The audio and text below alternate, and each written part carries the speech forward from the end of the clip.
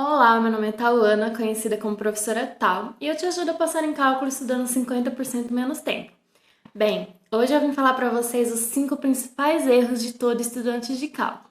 Então não perde tempo, se inscreve no canal, ative o sininho, roda a vinheta.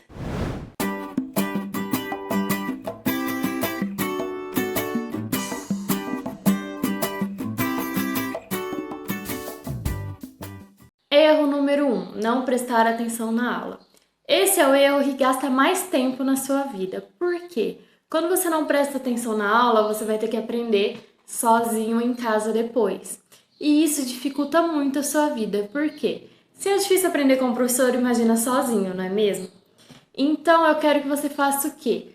Preste atenção na aula. De que forma? Da forma que é melhor para você. Tem pessoas que precisam copiar, tem pessoas que gostam de acompanhar no livro e fazer anotações, tem pessoas que só anotam o que é interessante, tem pessoas que só anotam um exemplo. Então, encontre a sua forma de prestar atenção, mas não deixe de estar lá presente, corpo e alma presente na aula, ok? Erro número 2, eu confesso que eu já cometi esse erro, não fazer perguntas. Muitas vezes nós acreditamos que as nossas dúvidas não são importantes ou que as nossas dúvidas podem ser motivo de chacota dos nossos amigos. Porém, se você tem uma dúvida, ela é relevante sim para você. Não importa que os outros vão fazer chacota. Não importa, porque você está aprendendo, eles não. É importante que você tire todas as suas dúvidas e acredite, 90% das vezes as suas dúvidas é dúvida de outros alunos também. Ou às vezes é até algo que o professor realmente não explicou, é algo que ele deixou ali passar e que é importante ele explicar, e você só vai estar relembrando ele.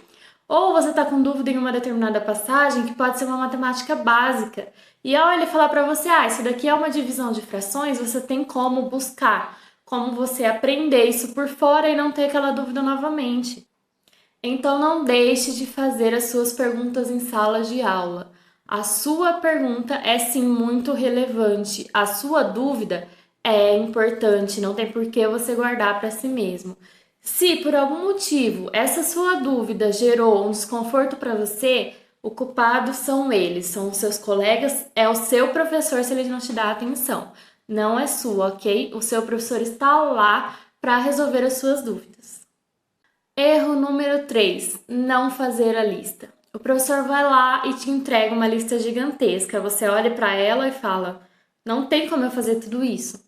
Ok, eu entendo que a gente não tem tempo muitas vezes de fazer uma lista completa, principalmente se você trabalha e estuda ao mesmo tempo. Porém, você tem que no mínimo olhar a lista e ver: esse exercício eu consigo fazer. Esse exercício eu não tenho ideia de como fazer. Vamos tentar fazer, vamos gastar 10 minutos nele? Realmente não consegui. Busque ajuda, mas não deixe passar muitos exercícios que você não sabe fazer. Tente, pratique. Não tem como você aprender cálculo se você não praticar. Não é apenas ver um exemplo, então você vai conseguir fazer na prova aquele exemplo. Não é assim. Você precisa ir lá e fazer, você precisa praticar. Então não deixem de fazer a lista, nem que seja selecionando aqueles exercícios que você considera mais importante. Porém, olhe a lista, faça a lista ao máximo que der, ok? Eu era aquela aluna que fazia a lista completa. Por quê? Eu não sei o que acontece, mas sempre que eu deixava um exercício sem fazer na lista, era ele que caía na prova. Então eu acabei desenvolvendo um método de que eu fazia todos os exercícios da lista, por mais que estivessem se repetindo. Porém, eu tinha esse tempo.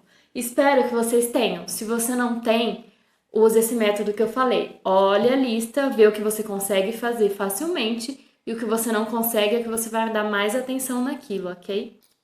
Erro número 4, estudar na véspera. Eu sei que muitas vezes isso dá certo.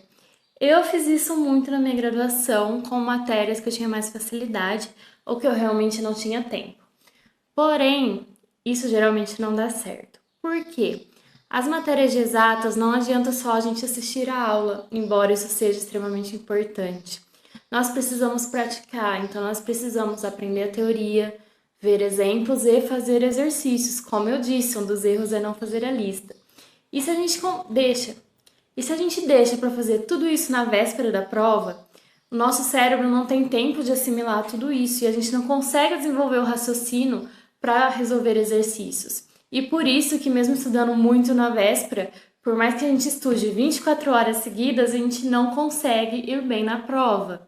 Até porque se você deixar para estudar tudo na véspera, você não termina de estudar tudo. 2, o que você estuda, seu cérebro não assimila. 3, se você virar à noite, seu cérebro não funciona para fazer a prova. Pelo amor de Deus, não façam prova virados. Eu sei que tem muita gente que faz isso e até dá certo. Tive colegas de faculdade que faziam isso e tiravam 10. Porém, o nosso cérebro uma hora para de funcionar. Então, não deixe que seu cérebro pare de funcionar no meio da graduação. Não abuse dele. Você precisa de uma boa noite de sono para ele assimilar tudo que foi estudado e você conseguir ir bem na prova. Como não deixar para estudar na véspera? Procure na sua semana alguns dias que você consiga estudar que seja meia horinha. Meia horinha que você simplesmente revisar o que já foi dado, o seu cérebro já vai assimilando todas aquelas informações. Sabe quando você chega numa aula e você não lembra o que o professor deu na outra e você fica com aquela dúvida do que ele está usando e você fala, eu não lembro disso, porém ele realmente deu, você olha o caderno, nossa, ele deu isso, eu não lembrava de nada. Então, se você conseguir meia horinha para revisar toda semana o que foi dado, você não tem esse sentimento e você consegue aprender ainda mais na aula. Além disso, se surgir uma dúvida ali no caminho, você já consegue sanar ela para a próxima aula. Você não vai acumular dúvidas de forma que vire uma verdadeira bola de neve, ok? Então, estude um pouquinho toda semana. Separe ali, se você consegue todo dia meia hora, cada dia da semana uma matéria diferente. Na segunda, cálculo, na terça, física 1 e assim por diante. Se você não tem esse tempo de forma alguma, você estuda e trabalha, e a gente entende isso, tenta no final de semana dar só uma revisadinha, faz os trabalhos que precisa, mas deixa um tempinho ali que seja para revisar. E não se esqueça de deixar um tempo para fazer a lista antes. Não pode deixar para fazer a lista na véspera, porque não vai adiantar, ok? Erro número 5, e como eu falei, o pior deles, não pedir ajuda. Pense bem, você tem um professor para você tirar dúvidas. Muitas vezes você tem um monitor da disciplina de cálculo. Além disso, você tem os seus colegas que muitas vezes têm mais facilidade do que você na matéria. E mesmo assim você guarda todas as suas dúvidas para você. O que você ganha com isso? Nada. O seu professor está ali para isso. O monitor ainda mais porque ele ganha apenas para tirar as suas dúvidas. Além disso, seus colegas também ganham quando te ensinam. Por quê? Você não vai chegar lá para ele e falar, me ensina o que foi dado hoje. Não, você vai estudar e ver, eu realmente não consegui entender isso. Chega para ele e fala, você entendeu isso? Eu realmente estou muito com dúvida, essa passagem aqui para mim eu não sei o que o professor fez. E ele vai te ajudar. Sabe por que ele vai te ajudar? 2 motivos. 1, ele aprende mais quando ele te ensina. 2, sempre vai ter aquela matéria que você vai ter facilidade e ele dificuldade. E vocês vão conseguir fazer essa troca.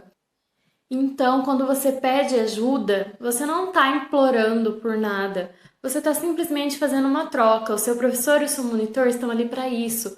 O seu colega, em algum momento, você vai poder ajudar ele. Que seja em outras coisas da vida, sendo um amigo para quando ele precisa.